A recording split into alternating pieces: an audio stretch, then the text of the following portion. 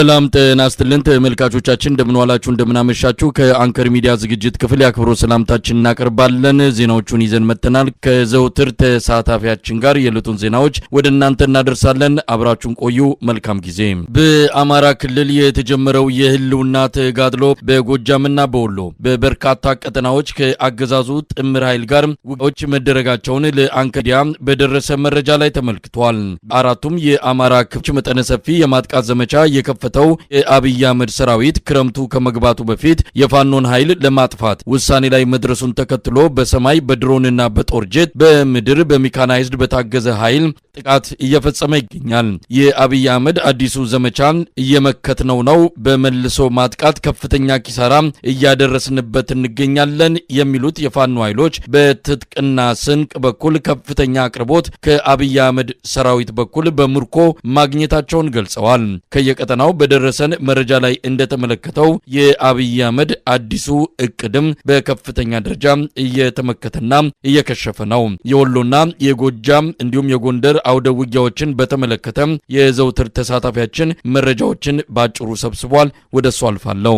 በበርካታ የአማራ ክልል አራቱም ክፍለ ሀገሮች ወይም ግዛቶች ላይ መንግስት ከፍተኛ የሆነ ቁጥር ይዞ በድሮን የታገዘ በብረት ለበስ ተሽከርካሪ በኮማንዶ የአማራ ክልልን ሚኒሻን በሙሉ አሰልፎ ልዩ ኃይል አዲስ ያሰለጠናቸው ልዩ ኃይል አሰልፎ ፋኖች ጠንካራ ይዞታ ናቸው በተባሉ አካባቢዎች ላይ ከፍተኛ ለማጥቃት እንቅስቃሴ አድርጎ ነገር ግን የፋኖ ኃይሎች ስልታቸውን በመቀየር ፊት ለፊት ከመዋጋት በዘለለ በመልሶ ማጥቃትና ስቦ በመምታትና ያንና ቀጠና ፋኖ ይዟቸው የነበሩ ቀጠናዎችን ለማጥቃት በሚንቀሳቀሱበት ሰዓት የራሳቸው ምሽግ ዙረው ከተሞች ላይ በመያዝና እዛ አካባቢ ያለውን የምሽግ ሰራዊት በመደምሰስ ከፍተኛ ድል አስመዝግበዋል እንዲያውም በአንዳንድ ቦታዎች መሳይ በርካታ ቀጠናዎችን ለቀው ወደ ወረዳ ከተሞች ወይንም ወደ ዞን ከተሞች በመሰባሰብ ላይ ነው የሚገኙት በአጠቃላይ በዚህ 15 ቀን በተለይ በዋናነት ለማጥቃት በተንቀሳቀሰባቸው አካባቢዎች ምንም ድል ሳያስመዘግብ ብርሃኑ ጁላ እንዳለው መለቃቀም ነው የቀረን ብሎ ያለው ሳይሆን በጣም በበርካታ የውጊያ ቀጠናዎች ላይ ተደምስሶ ተመቶ ወደ ነበረ የከተማ ምሽጉ እንደተመለሰ ነው በርካታ ማሳያዎችን መጥቀስ ይቻላል ለምሳሌ ዛሬ በዳንግላ ከተማ አቅራቢያ በተፈጸመ የደፈጣ ጥቃት በአገዛዝ ጦር ላይ ከባድ ጉዳት ነው የደረሰው የቢትወደድ መንገሻ ጀንበሬ ብርጌድ አንደኛ መብረቁ ሻለቃ ከዳንግላ ከተማ ወደ አዲስ ቅዳም ከተማ በሚወስደው መንገድ ላይ ልዩ ቦታው ኮጉምብሪ ቀበሌ እስከ ጉኒ መስክ በሸፈነው የደፈጣ ውጊያ አንድ የአገዛዙ ፒካፕ ፓትሮልን ጨምሮ ከነጫናቸው የአገዛዙ ሰራዊት አባላት ጋር ሙሉ በሙሉ መደምሰስ ተችሏል በዚህ ውጊያ 15 የሚደርሱ የአገዛዙ ጦር አባላት የሞቱ ሲሆን ቁጥራቸው ለጊዜው ያልታወቁ ኃይሎች ቆስለው ወደ ዳንግላ ከተማ እና ወደ ግምጃ ቤት ከተማ ለሕክምና እንደሄዱ ነው መረጃው የሚያሳዩት በውጊያው እንዲሁ አማራ ፋኖ በጎጃም በራሱ የወታደራዊ ባለሙያዎች ያሰራው ዘሪሁን 13 የተባለው ዘመናዊ ፋኖ መሳሪያ ውጤታማ ተኩስ አድርጓል በዚህ አካባቢ ይህን መሳሪያ በመጠቀም ከፍተኛ ድል እንደተጎናጸፉበት ነው ለማወቅ የተቻለው በዚህ የተበሳጨውና ድል የራቀው የአገዛዙ ሰራዊት የፋኖ አባላት ቤተሰቦችን ከብትና በጎችን ዘርፎ ወደ ዳንግላ ከተማ ለመሸሸት ተገዷል በተጨማሪም የአማራ ፋኖ በጎጃም በአዲስ ቅዳም ሳንክራ ሽንዲ ደብረ ኤልያስ ከተሞች ላይ ዘልቀው በመግባት ጥቃት መፈጸም እንደቻሉ ነው ከስፍራው የደረሰ መረጃ የሚያመላክተው ከሽንዲ ወንበርማ እስከ ግምጃ ቤት ማርያም ድረስ በተደረገ ትንቅንቅ የወረዳው የሚኒሻ ኃላፊን ጨምሮ በርካታ የአገዛዙ ጥምር ጦር መደምሰስ መቻሉን ተመላክቷል ይህ በእንዲህ እንዳለ በጃዊ ቀጠና ለሁለት ሳምንት የአገዛዙ ጥምር ጦር በርካታ ክፍለ ጦሮችን አሰማርቶ ለማጥቃት ቢሞክርም በፋኖ ኃይሎች መልሶ ማጥቃትና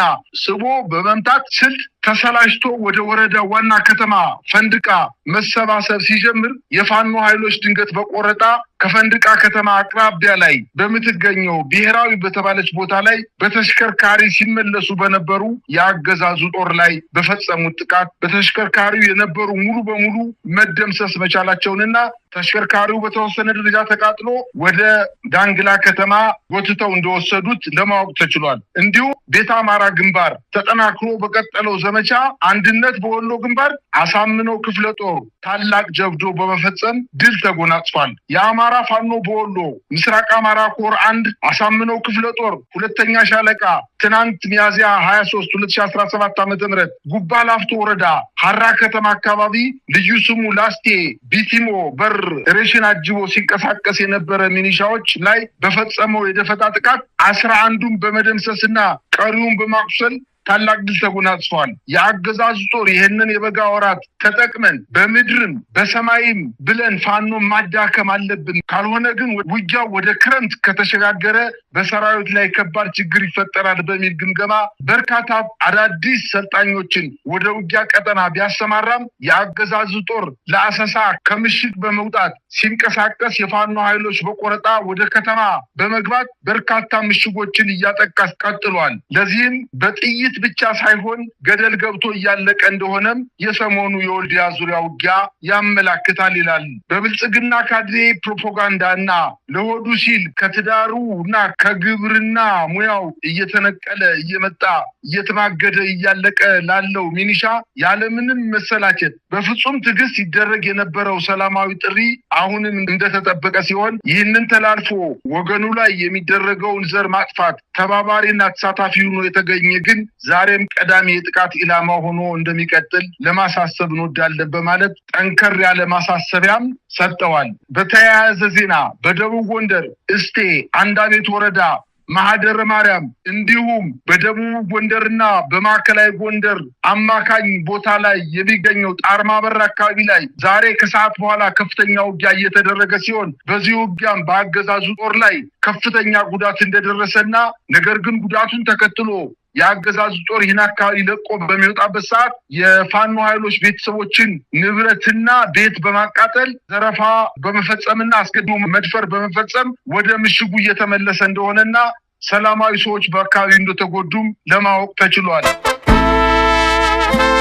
በአዲስ አበባ በአንዳንድ አካባቢዎች መደበኛ መከላከያና የሪፐብሊካን ሰራዊት አባላት በብዛት የሚታዩበት ሁኔታ ነዋሪውን ግራ እንዳጋባው ተገለጸ። የመንግስትና የግል ባንኮች በፌዴራል ፖሊስ ጥበቃ ሊደረግላቸው መታቀዱንም ያገኘነው መረጃ ያመለክታል። በቦሌ አውሮፕላን ማረፊያም በመከላከያ ሚኒስቴር እንዲሁም በአንዳንድ የፌዴራል የጸጥታ ተቋማት ህንፃዎች አካባቢ ከወትሮው ለየት ያለ ወታደራዊ እንቅስቃሴ እንደሚታይ የገለጹት የአንከር ሚዲያ ምንጮች ምክንያቱ በግልጽ እንደማይታወቅ ይናገራሉ። በአዲስ አበባ አፈሳውና የጅምላ እስሩ አሁንም እየተካሄደ ነው። አንዳንድ ቦታዎች ላይ ህዝቡን ስነ ልቦና ለመረበሽ በሚል የታሰበ ይመስላል። ባለጎማ ታንኮች እንደዚሁም አንዳንድ ብረት ለበስ ተሽከርካሪዎች ወታደሮችን ጭነው በከተማው አንዳንድ አካባቢዎች መታየት ጀምረዋል።